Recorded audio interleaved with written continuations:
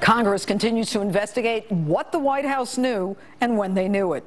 In a letter to the president, they write, "We are concerned that your administration has not been straightforward with the American people." They also ask why the administration withdrew security and why the government did not heed the warnings of our ambassador.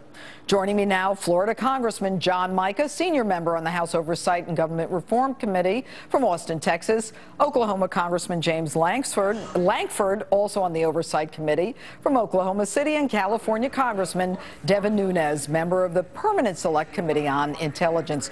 Gentlemen, thank you so much for being with us. And let me just say that on behalf of the American people, you are the only hope that we have to get to the bottom of what has happened in Libya. And I'm going to start with you, Congressman Mica. That letter to the president that I just read portions of, have you received an answer from the White House? Not yet. Of course, mostly we've gotten excuses this week.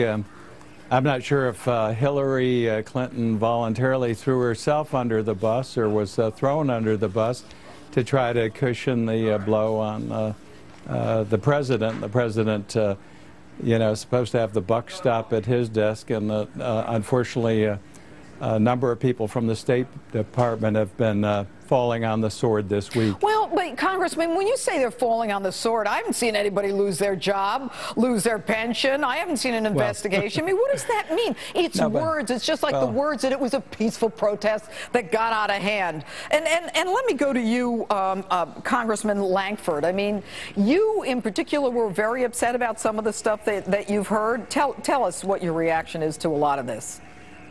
No, it's incredibly frustrating because we knew the security situation there. The British ambassador had an assault on his life and an assassination attempt. The British evaluated their security presence in Benghazi, determined they didn't have enough security, and so they pulled out. The Red Cross had 2 attacks on their compound in Benghazi, determined they didn't have enough security there, and so they pulled out. We had 2 different attacks on our compound during the summer of 2012, but instead of responding with more security or pulling out, we actually pulled out security and left our people there. It's just inexcusable. We should have added more security or pulled our people out, but not do neither. Well, but why do you think that in a country as dangerous as Libya, with an ambassador pleading, in fact, a cable sent the very day he was murdered, that this administration would be so tone deaf or so dismissive when apparently the ambassador in Paris has a Marine detachment?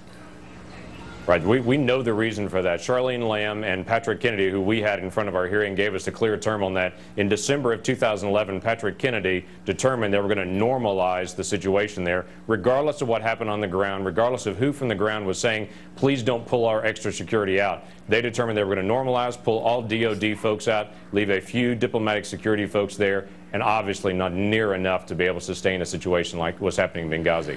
And, you know, when you hear, gentlemen, that, you know, from Charlene Lamb, who testifies under oath that she was hearing in real time what was going on, we had the video surveillance, we had that intel from the CIA.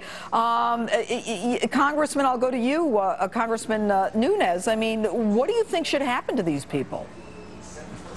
Well, look, there needs to be a full investigation, and the administration needs to come clean. The House Intelligence Committee knew 12 hours after the attack that it was indeed an attack. Days following, many of us asked the question to the intelligence community in the White House to say, well, if there was this spontaneous eruption, if there was video of some type of protest, we'd like to see the video. Well, we never got any of that video. In fact, we never got any pictures. Why? Because there never was a protest. This was an attack. All right, well, we know that. We know, Congressman, excuse me for interrupting, we know that that's the case, that it was a lie. So my question is, and the question that I believe most American people have is, what are the consequences to lying? And Congressman Mica, I'll go back to you on the issue of the Inman standards. We know that the consulate in Benghazi did not have the minimum physical requirements of the height of the gate, the perimeter, the closeness to the borders. And then I hear that Congress is considering spending $12 million to protect the Libyan border when we won't even protect the border to our own embassy. What is the State Department thinking? Well, again, you've got people who had information that there was a danger, that we should have security improved there. They ignored the request. Then when you had this horrific attack take place, they concocted a story. Everybody heard it. It was a cover-up story to what was happening, and they did the same thing now this past week with trying to cover for the President of the United States. Well, everybody chimed in. And real fast, because I got a hard break here, Congressman Nunes, you're on Intel. You believe that they didn't tell you or share intelligence with you? Absolutely. I mean, the State Department refused to show up to brief us. And let's not forget the new spin of just in the last few hours that they're saying that al-Qaeda was not involved. Well, I don't believe that either. We don't, Congressman. We're relying on you to get to the bottom. Thank you so much for being with us this evening.